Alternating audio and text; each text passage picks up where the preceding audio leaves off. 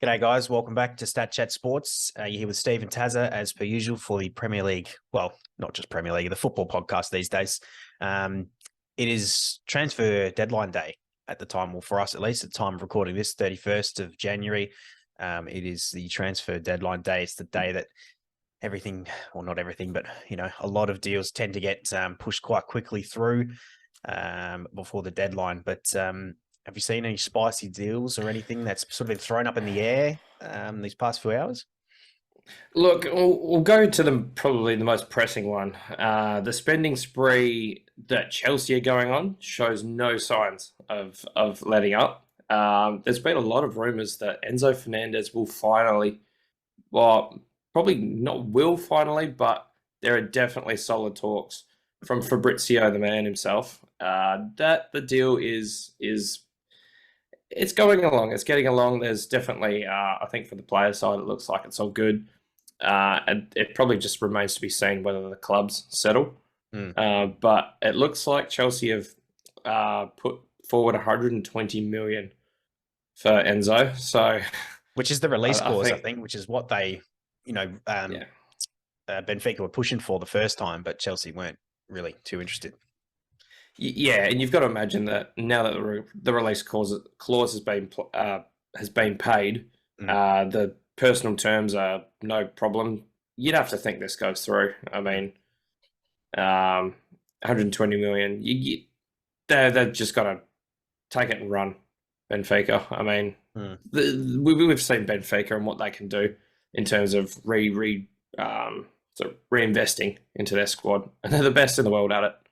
So, I mean, what they do with that money, God knows, they could do so much. So, I'd expect that one to get done, unfortunately, from our point of view. But it was an interesting one. I'm not sure how much truth there is to it, but I've seen rumours that N'Golo Kante has been lined up. I've seen by Liverpool. Yeah, no, I have seen this as well because his contract's up at the end of the year. Yeah. I'm not sure an injury-prone midfielder is what Liverpool really need at this point, and considering they're about to get rid of one. But I mean, N'Golo Kante on his day is he win a PFA Player of the Year? Yeah, award? He did at Chelsea. First year at Chelsea when they won the league. Yeah, coming from Leicester. So I mean, the man's got class. That's undeniable. But I think he's the wrong side of 30. Is he 31? Yeah.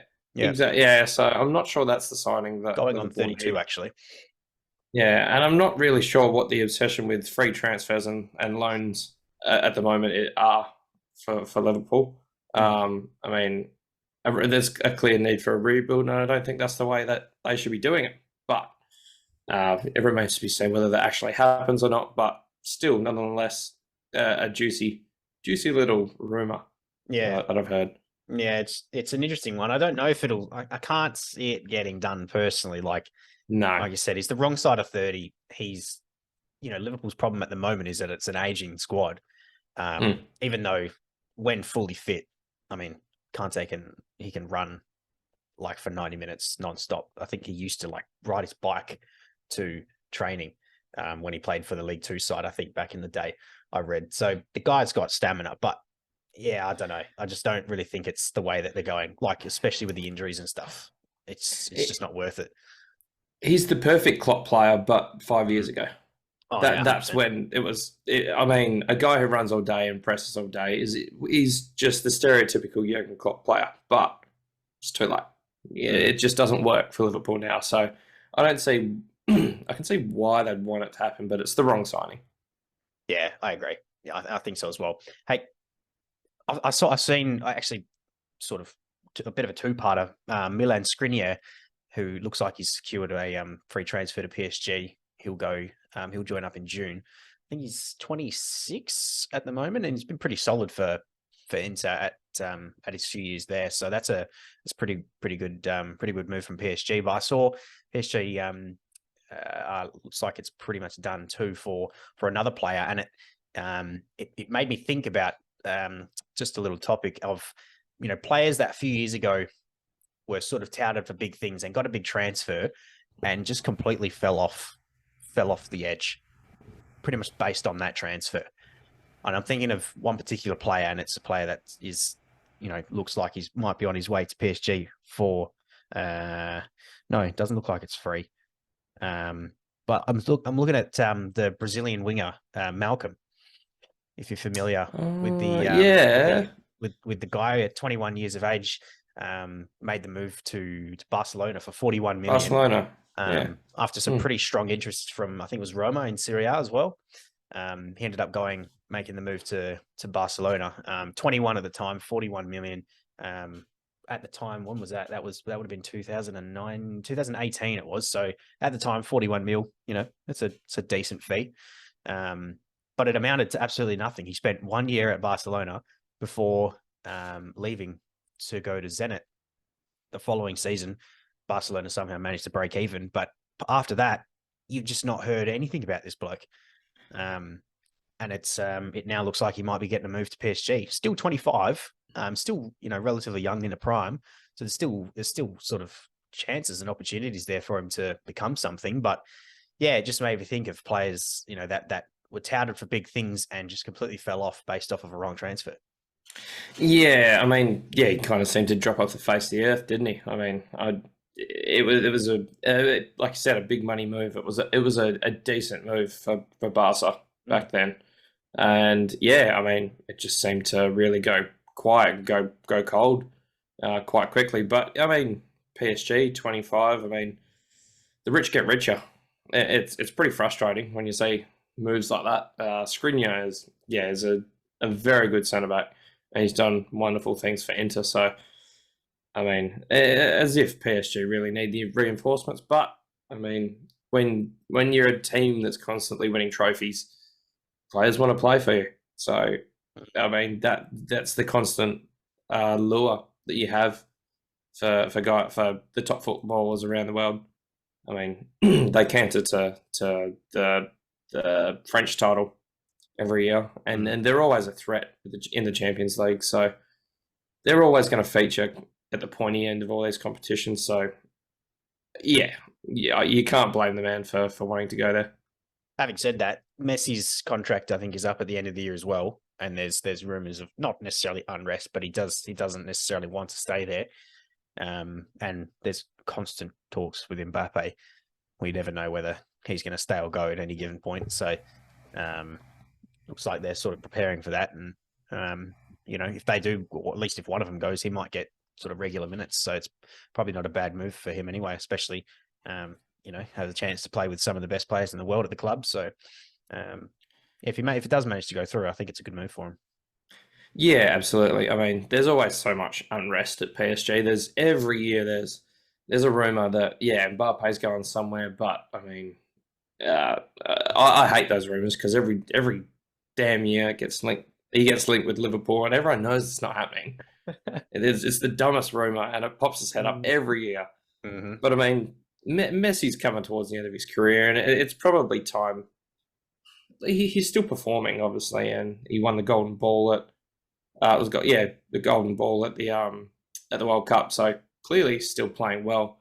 You'd have to think it's about time he almost cashed out, and maybe I know there was the rumors of Inter Miami, for him there, and a big money move there. So, I mean, I wouldn't be surprised if he cashed out soon and really sort of took the Ronaldo path and really made a bit of bank before it all winds up. But yeah, I mean, there's always movement at PSG with those three, the front three there. You can never be too sure with those three whether they're going to stay Absolutely. or whether they're going to go. Off topic a little bit. It's not a transfer related, but it is a record in a sense. The man machine himself. And I'm not sure if you're familiar with the guy, but Iñaki Williams, a record 7 years in the making of the most consecutive games, has finally come to an end. As I believe he missed the who's he play for? Bilbao, Athletic Club. Bilbao, yeah. Missed their game at the weekend after 251 consecutive games spanning from 2016 to obviously 2023. 7 years, didn't miss a single game through injury, illness, form, even just to stay in the team for 7 years based on form is good in its own right. But it's huge. to go through something like that without an injury is unreal. But it finally caught up to him. Yeah, he's the complete opposite to Daniel Sturridge. It's just this two ends of the spectrum. But yeah, what an effort. I mean, like you said, it's not even just the injury. It's how do you stay in the team for years of through form? I mean, this isn't a bloke who was being played just because he was on an Iron Man streak and they just wanted to keep it going. Like, he merited the form, and it's almost was sort of waiting for a move somewhere else. There's always sort of talks that he might move. There was never anything concrete, but there was always rumours floating around that he may move elsewhere. But I mean, yeah, he's always been a solid player. But I mean, fair play to him. Maybe he was just happy at that club and never forced a move out. And yeah, it'll be a shame for all their supporters. I mean, imagine having that guy on your sheet for 7 straight years, and what do you do when he's not there? I mean, you don't know. He's been there for so long, and he's just been a constant in that team. So it'll be interesting to see what they do. I think it's only one game. I think it's quite a I was going to say I don't know what the injury is. I think it's a lower body injury. I can't remember exactly what it is, but I mean I could be completely wrong. But I feel like it was a lower body. If it was just a one game miss for something like that, you'd think, oh, surely I could have just played through that. Yeah, exactly. And if it was like an ACL, you'd be like, oh shit, it's been a good run. But yeah, if it's a bit of tightness, like what do you do? Do you just keep playing? Do you keep the streak alive? Or yeah, I don't know, but still, it's a hell of a streak. Yeah, it just says that he's suffering an unspecified physical problem. So he missed out, but yeah, that's got to suck. Unspecified. That's you don't see that very often. They'd give some generally a vague explanation, but I mean there is no explanation there. No, that's right. I mean, he's 28, so he's made that run since from being obviously from 21 through to 28. So, he was in his early and mid, or now he's technically in his late 20s. So, you'd think a body can be kept fresh, but still, I mean, injuries happen just, in a warm up or just via running. It doesn't have to be anything to do with like contact in the game or anything like that. So, I mean, he's got to be one of the most luckiest footballers to play the game to do something like that. I don't have the stats in front of me. I don't know what the previous record was, but I feel like he's absolutely smashed it. I feel like the previous record in terms of consecutive games played wouldn't have even been close to 7 years. So, yeah, that's pretty impressive. Yeah, you'd have to think he holds that now. Absolutely. Well, because there was no Premier League football on the weekend, there's not a lot of actual football to talk about, but there was some FA Cup that was played in its place. So, we'll just talk about a couple of those ones. Obviously, we'll talk about the game involving our side. Liverpool lost to Brighton yet again. I'm sick of coming across Brighton now. Thank God they're done. For Liverpool kryptonite. Liverpool kryptonite. But probably the main talking point is the winning goal from the young Japanese bloke who studied football at university, wrote an assignment on the art of dribbling to pull off a goal like he did right at the death. I think it's fair to say he probably would have passed that particular exam because the guy, I mean, in the 3 games that I've watched him play against us, he's been pure class. But Matoma, certainly one for the future. Yeah, who fakes a volley? I mean, it was just absolute genius. And he's sold, I think it was, he obviously sold everyone in the box there, but he didn't sell anyone more than Joe Gomez. And he made subject of a few memes. Oh yeah, and so he should be. I mean, he's been made to look like a right tosser, a right fool. I mean, it's yeah, and those memes will live on for a long time. It kind of reminds me. It's not the same stature, but the Jerome Boateng on Lionel Messi. So it's got those vibes about it to me, but it obviously doesn't carry the stature. It probably won't get that far, but definitely sort of within the English fraternity and all the supporters. I mean, the FA Cup's a huge competition, so it does encompass the whole of England. Yeah, that one's going to live around for a while, I think. But yeah, he's just Matoma. He's just huge. He's been a thorn in Liverpool's side for a little while now, and the Liverpool of old would pretty much be knocking on Brighton's door and signing him. I mean, 100%. they do it to everyone. They did it with Minamino. They did it Yeah. with Nunes. Although Liverpool did beat Benfica, Nunes was a huge thorn in Liverpool's side. Yeah, in the Champions League tie, where they come across Benfica, and Minamino was huge for, I think it was Salzburg. Yeah. Back when he was plying his trade for them. They signed the wrong Salzburg player. They did, yeah. That was a big miss, a huge miss. But yeah, I mean, Minamino was serviceable, but he's not quite hit the heights that the other Salzburg player did. But look, you win some, you lose some. It doesn't look like Liverpool will go and get Matoma because they get no one. But yeah, I mean, I think Matoma's has he only just joined Brighton? I think so. He's been there. I think so. Yeah, I don't think he's been there a hell of a long time. So he's probably got some. I wouldn't say learning. He's definitely playing all right. So yeah, I think he'll bide his time at Brighton before he makes a move anywhere else just yet.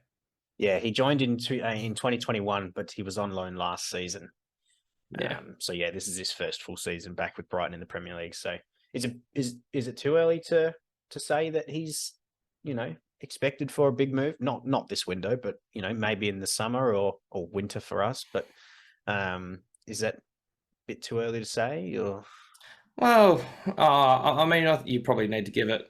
You need to see where Brighton finish up. Does he keep his? I mean, on this form, he keeps his spot on the side. And then Brighton are super competitive at the moment, so it's really tough to get into that side. It's really tough to. I mean, the way he's playing, he's not going to lose his spot. So, yeah, if Brighton can sort of finish in those European spots, if they can bag some European football, you'd have to think he'll be in line for it because he'd have to go some way. If they had to get there, he'll go some way to dragging them there. You'd have to think. Well, 6 goals in 19 appearances in all competitions so far is not a bad return. To be fair, 3, one in the League Cup, obviously 1 in the FA Cup, and 4 in the Premier League as well. So, yeah, not a bad return. Yeah, no, I 100% could see someone swooping in if he keeps this up. And the other game we want to talk about too, the term "magic of the cup" is often thrown around in cup competitions. Probably none more so than the FA Cup, given the fact that every single club in all the tiers of English football is included in it at some stage. But I think everybody has heard about the game at some point. But Wrexham and Sheffield United, Wrexham were literal minutes or seconds away from the 5th round of the FA Cup, which would have made them, I think, only the sixth non-league football side to make the FA Cup 5th round. And it would have been Wrexham's first 5th round FA Cup for about 23 or 24 years. The National League side and current top of the National League side took it toe-to-toe with a team that were like about 24 steps above them or something like that. And they almost did it. The club owned by Ryan Reynolds and it's bad because I forget Rob McElhenney. Rob McElhenney, that's the other guy. Ryan Reynolds was there at the stadium to see it all unfold, and an absolutely rollercoaster of emotions for him. But look, from their perspective, look, you couldn't have been prouder for that performance. Oh, absolutely. I mean, there's no more high-profile team sort of outside the Premier League at the moment than Wrexham. Obviously, with that star-studded ownership from the two Americans, and with the Disney Plus series that's going on at the moment with the. So, welcome to Wrexham. Yeah. I mean, season 2 is going to be an absolute banger. Look at watching this; it's going to be unreal. So, I'll definitely be tuning in. But I'm pretty sure Sheffield United are playing all right too. If I think they haven't lost since November. I'm pretty sure I saw that. You can fact check that if you want, but yeah, they've been on a roll. So for them to almost be rolled by a non-league team is pretty unreal. Well, they're currently sitting second in the championship. They're 5 points behind Burnley and have lost 5 games so far this season. Yeah. We're talking about a side that's almost Premier League status, almost being knocked out by a National League side. Yeah. Well, I mean, and they probably should have been. I mean, it went right down to the death. Wrexham fully deserved to win that game, and I mean, at least they didn't lose the game. At least they get more exposure. They get to play the replay at Bramall Lane, and I mean, and that's in itself is got to be huge for them. It's more exposure. It's more. They need these kind of these games. I mean, the producers are going to love it. Oh yeah, for Welcome to Wrexham, it's just more content.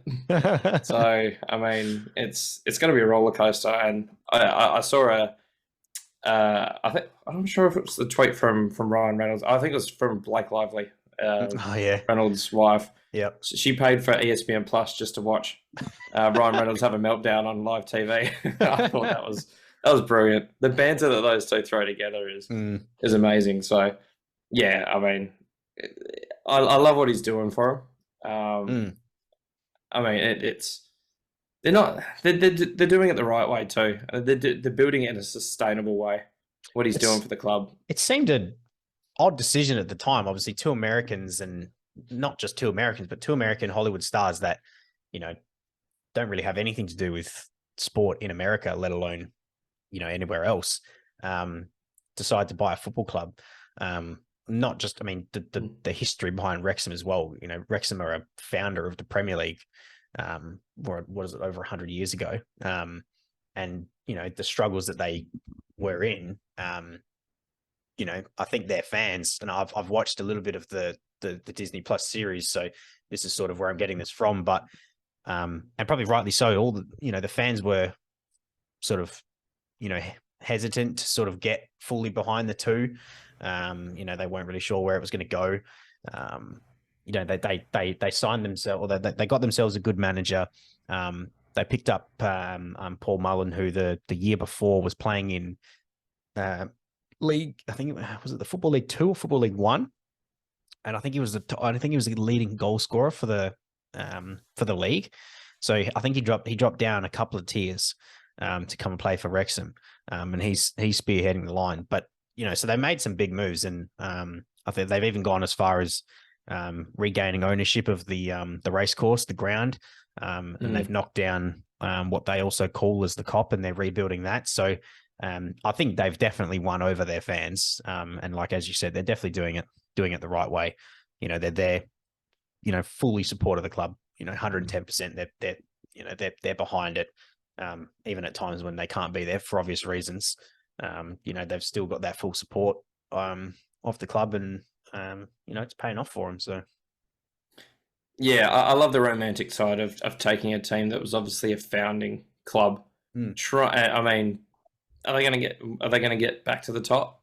Who knows? And it could be a long time before they do, but to take a team that to try and restore its former glory, I think that's an awesome story.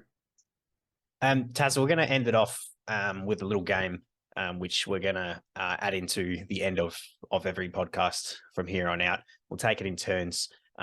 It's basically it's called Who Are Ya? And it's a popular online game where it's basically like football version of Wordle, basically. So Taz is going to guess today.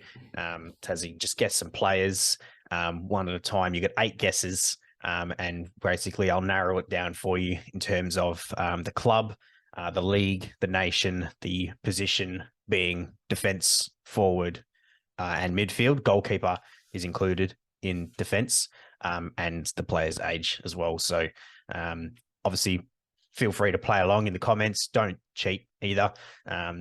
Do it fairly, and let us know how many guesses you get it in if you do end up getting it correct. But let's do it. Tazza, go for it. What is your first guess? So we're going top 5 leagues. It could be any league. Any league. It could be any league. Far out. They hit me up with a player with any from any league. I haven't gone stupidly crazy for the first one. But yeah, just so you know, in future it can be any league.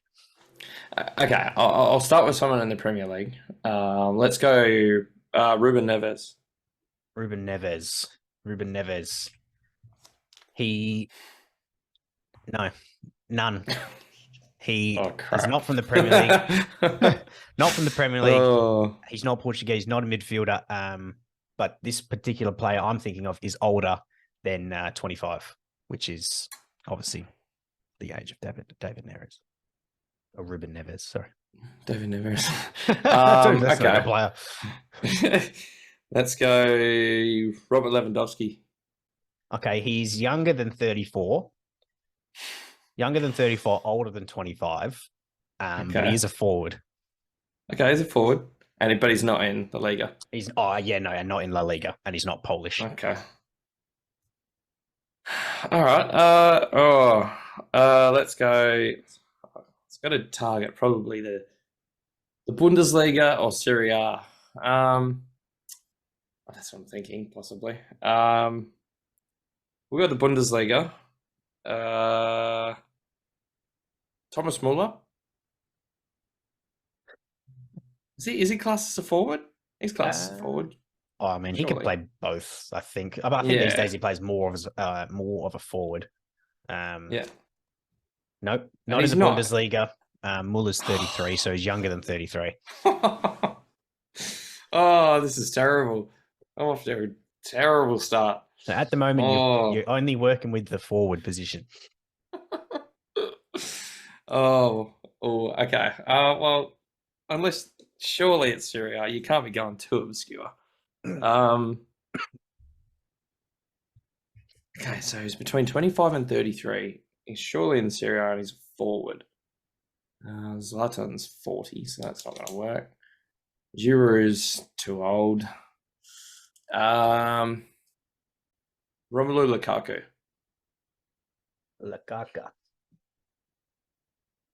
Right, is he? Yeah, he's back at Inter. Yeah, Romelu Lukaku's at Inter. So obviously you've got the league. It is in the Serie A.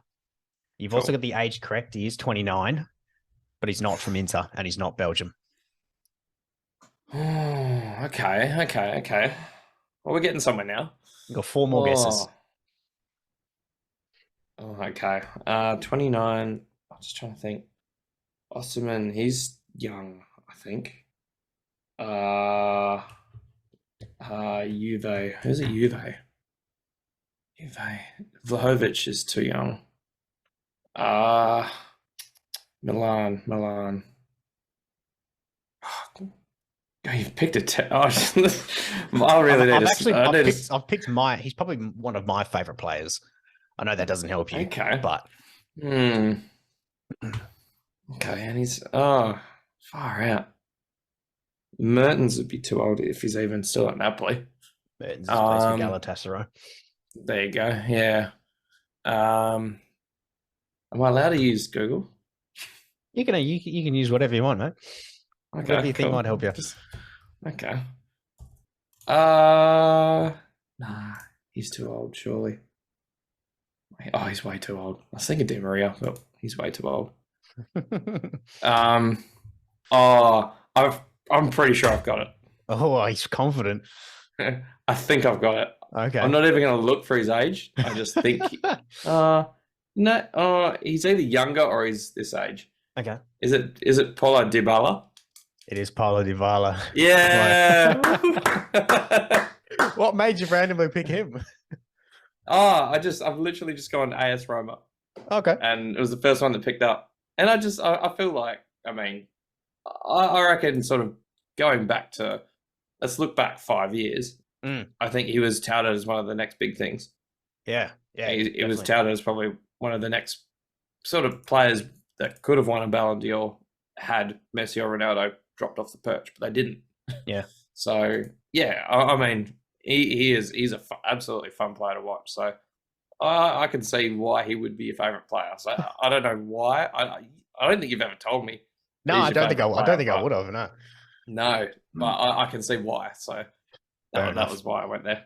Oh, well, he got it in 5. Good job, mate. Like I said, let us know if you got it below in the comments, and how many guesses. And yeah, don't cheat. Don't say you got it in 1 when you didn't, but because we'll know. So, but that's it. We're going to wrap it up there. Thanks for joining. If you are new, please subscribe if you enjoy the content, and leave a like. And we'll see you all next week. Cheers.